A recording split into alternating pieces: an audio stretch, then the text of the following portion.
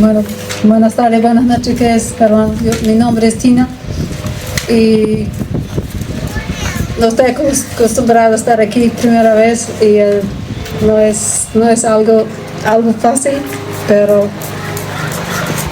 solo como dicen, siempre quieren, necesitamos compartir y lo que esto nos hace crecer, digamos, el que más obtuve de todo eso que soy yo misma, porque tuve que meterme en la palabra y solo es a través de lo que el Señor me ha estado hablando, mostrando ese último tiempo durante todo. Bueno, quisiera empezar con una oración. Ya. Gracias, Señor Jesús, por ese tiempo, por ese momento tan hermoso, Señor, más que todo tu palabra, por lo que tú has hecho por nosotros, Jesús. Abre nuestros ojos como hemos cantado y sea tu Espíritu Santo enseñándonos, guiándonos, mostrándonos tu voluntad para nuestra vida. En nombre de Jesús, amén. Y esto me ha impactado nuevamente lo que voy a compartir por medio de enseñar, voluntariar un programa que enseñamos a los niños en el colegio, que se llama Discovery Time. Y había un libro, las 6 lecciones, solo sobre la crucifixión y resurrección de Jesucristo. Y al grado 5, no es fácil enseñar esto, solo 2 lecciones sobre Jesús siendo llevado para ser crucificado, digamos, pero el Señor me llevó a eso, ¿no? Entonces esto hay un antes y después, se llama, sentí así, pero siempre cuando hay un antes y un después, hay algo que marca la diferencia, ¿no? Como antes que me casé y después, ¿no? El casamiento marca la diferencia. Y así es esto, que la que marca la diferencia se encuentra en Mateo 27, especialmente el versículo 51, donde Jesús murió, fue crucificado, ¿no? Pero el 51 dice, entonces el velo del templo se rasgó en 2, de arriba abajo, la tierra tembló, las rocas se partieron. Y es ese velo, esto era lo que marcaba tanto la diferencia. Antes, entrar en ese lugar que se llamaba el lugar santo o santísimo, el sumo sacerdote entraba en ese lugar una vez al año y no sin sangre, solo así. Y antes también entrar en ese lugar en la presencia de Dios, la presencia de Dios es buena, pero en esa época también era peligrosa porque podían morir. Y tenemos un ejemplo en eso que quisiera leerlo. Un ejemplo en primera Crónicas 13, es del 5 al 14, donde David él trae de vuelta el arca de Dios a la morada donde ellos estaban, ¿no? Y dice que llevando el arca de Dios, y ahí voy a leer de nuevo, pero cuando llegaron a la casa de Usa extendió su mano hacia el arca para sostenerlo, porque los bueyes tropezaban. Se encendió contra Usa el furor de Jehová y hirió, porque había extendido su mano hacia el arca y murió ahí delante de Dios. Tan serio era. Alguien que tocaba el arca, era la presencia de Dios mismo. Pero a mí me impacta eso otra vez. Esa persona murió y alguien que iba a entrar al lugar santísimo, si no hubiera hecho los sacrificios suficientes, las correctas, apropiadas, seguir todas las instrucciones que Dios había dado, moría. Y el sacerdote, el sumo sacerdote que entraba al lugar santísimo, decía que tenía que tener algo amarrado en su pie y con una campana que sonaba mientras caminaba, que se escuchaba que estaba vivo todavía, ¿no? Y así, si en caso se iba a morir, de jalarlo con esa soga o esa pita, ¿no? Porque nadie podía entrar ahí, porque era el lugar santo de Dios. Iba a morir, ¿no? Entonces así lo iban a jalar, ¿no? Entonces, a veces yo siento perdemos la santidad de Dios en lo que realmente es en nuestras vidas, ¿no? Entonces, pero ahora, ¿cómo es ahora? Dice en Hebreos 4:16, dice, acerquémonos pues confiadamente al trono de gracia para alcanzar misericordia. Así es ahora. Y eso es lo que Cristo marcó la diferencia. Eso es, antes no era así, pero ahora es así. Qué privilegio, ¿no? Y otra cosa, antes solo una tribu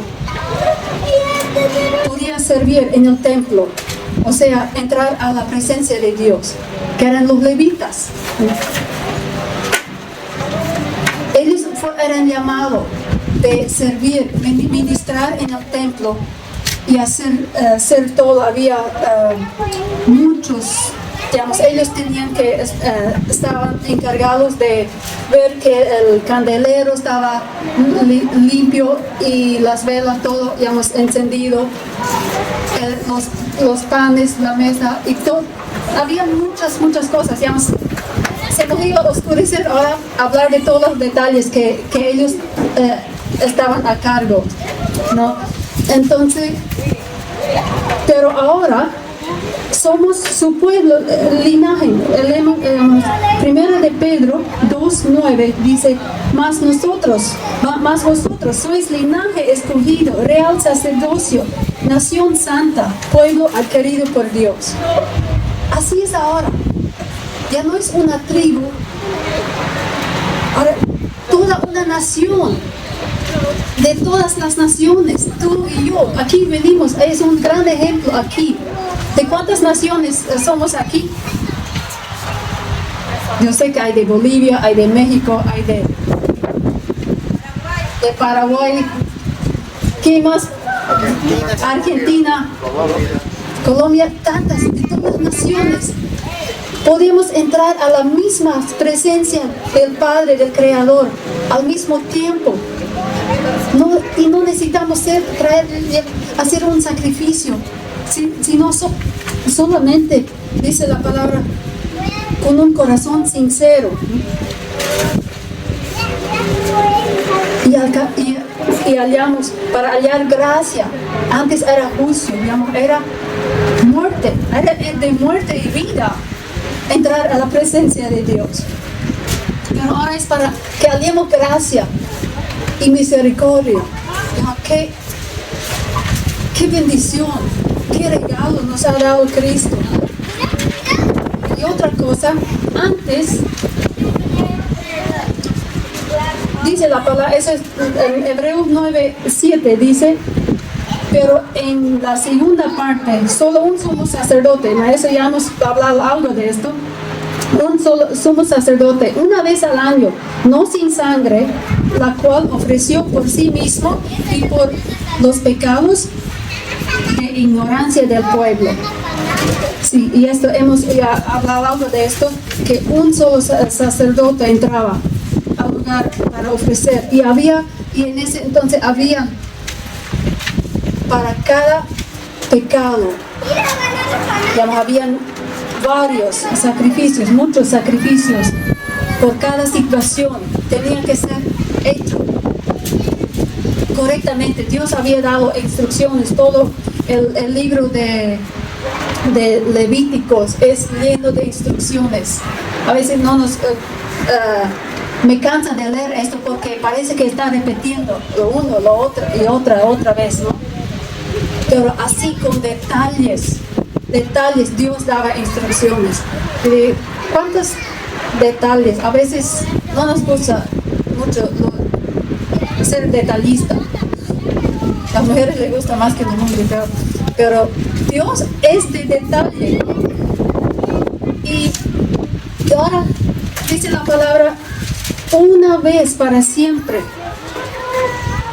Hebreos 10:12 dice, pero Jesucristo ofreció por los pecados, dice, no dice pecado, dice pecados,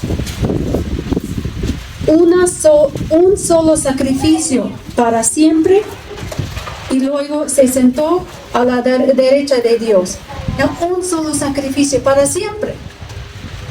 Y antes era cada año y por cada cierto tiempo, por cada vez, ¿no?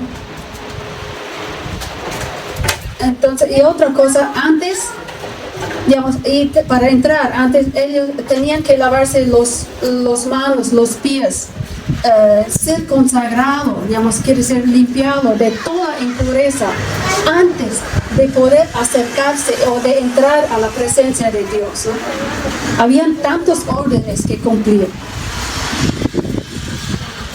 Pero ahora, dice la palabra, Jesús nos invita a venir a Él tal como somos, ¿no?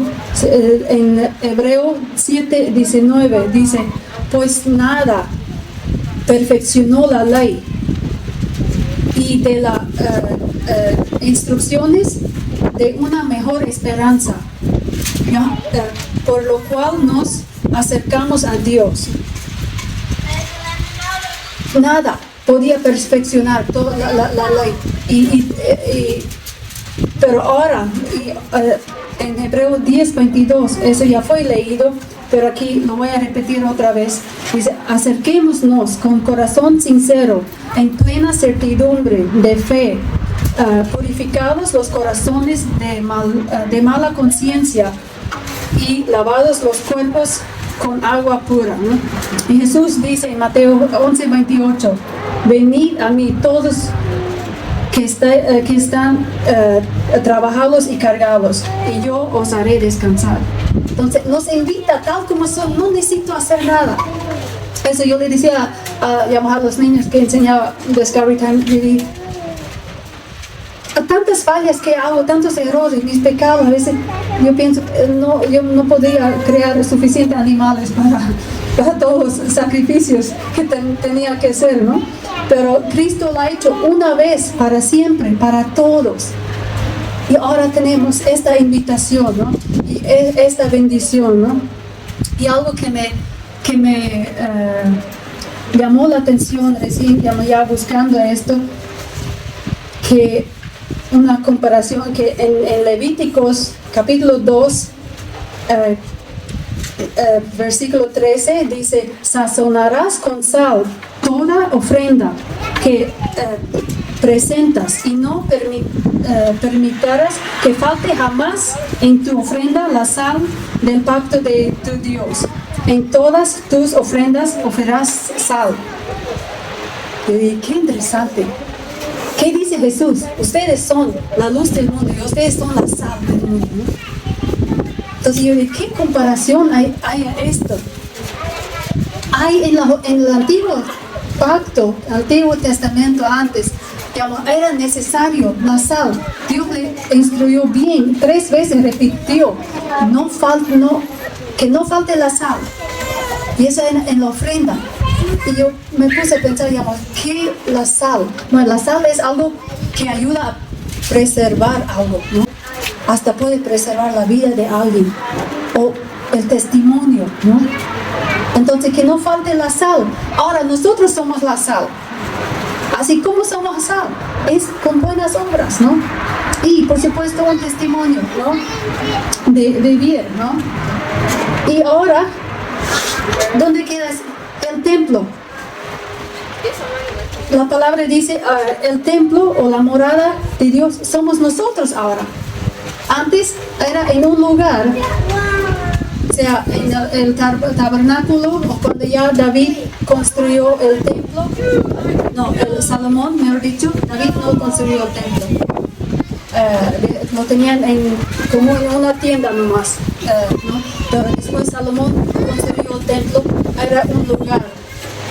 Y el arca de Dios, esto era donde estaban las tablas del pacto, y así esto era la presencia misma de Dios, ¿no? En esto se movía, pero ahora somos tú y yo. en que Dios se mueve, su presencia se mueve a través de ti, conociendo a Cristo, y a través de mí, conociendo a Cristo. Y eso está en Hebreos 3, capítulo 3, versículo 6, dice, pero Cristo, como hijo sobre su casa, la cual casa somos nosotros. Todos nosotros somos su casa. Ahora Él mora en nosotros, ¿no?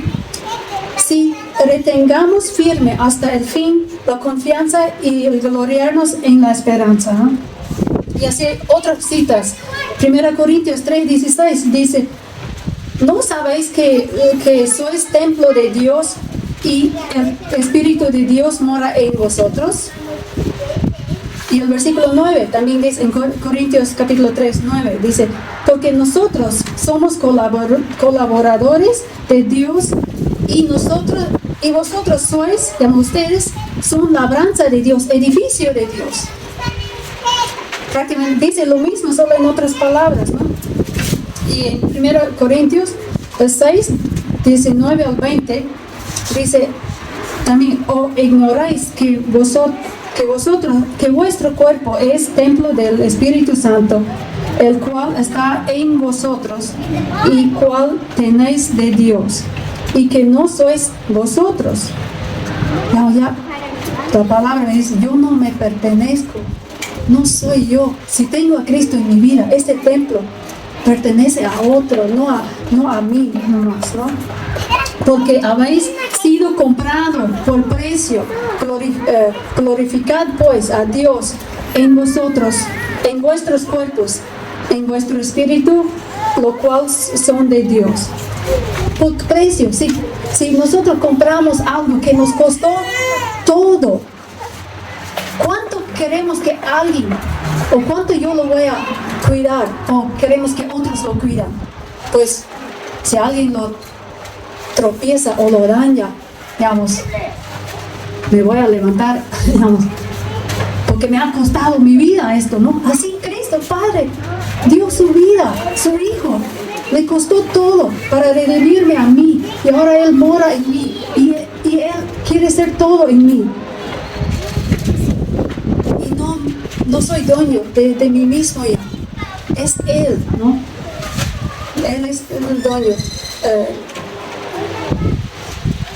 Y así los sacerdotes antes tenían que ponerse las vestiduras apropiadas para ministrar al Señor.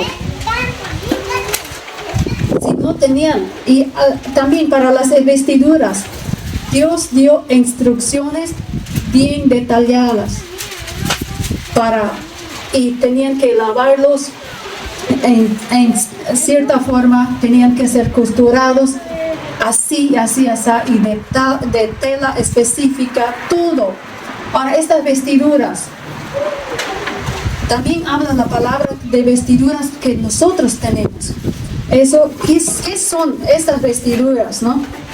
Solo anoté unos cuantos versículos que se encuentran en Romanos 13, 14, que dice, sino vestidos del Señor Jesucristo, y no proveáis,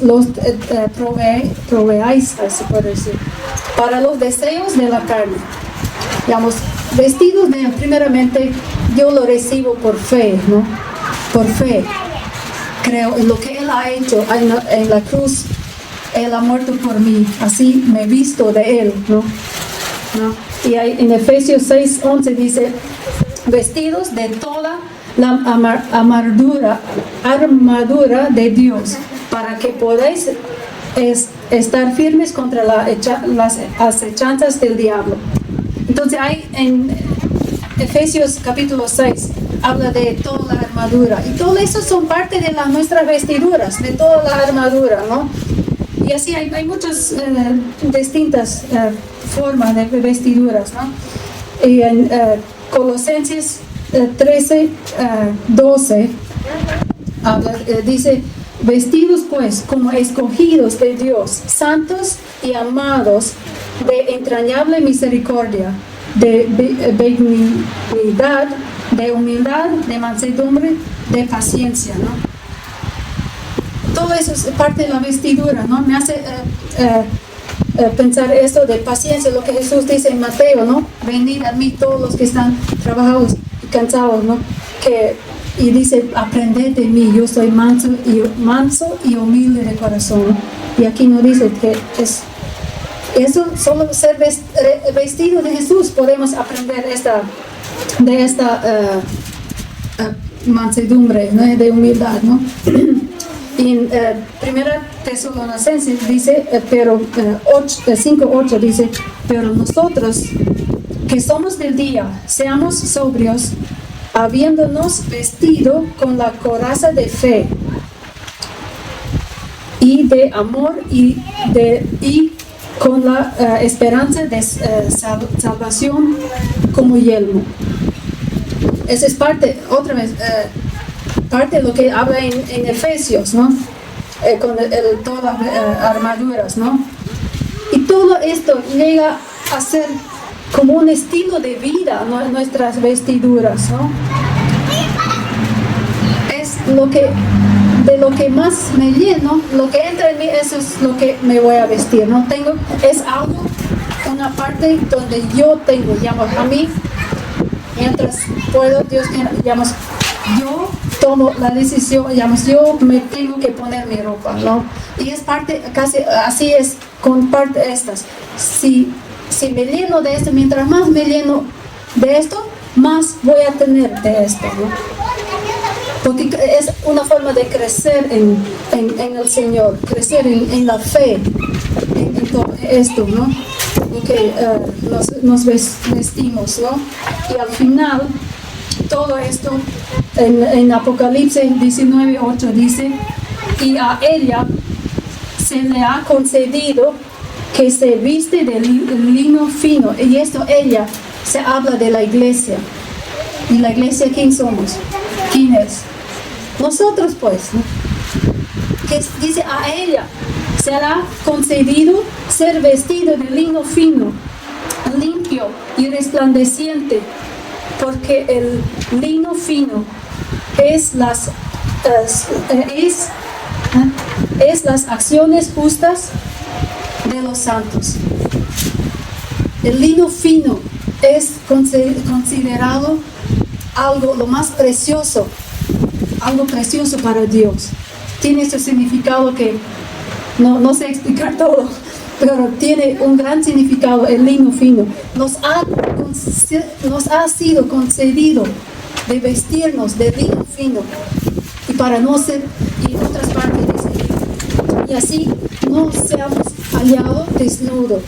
Digamos, prácticamente hace entender, si no somos vestidos de Cristo, de sus vestiduras, nuestra propia justicia, un día ante Él, no va a valer nada. Eso va a ser como desnudos ante Él. Y nadie quiere llegar desnudo ante Cristo. Entonces, lo único que nos queda para acercarnos a Él es Él mismo, ahora en nosotros y a través de nosotros, ¿no?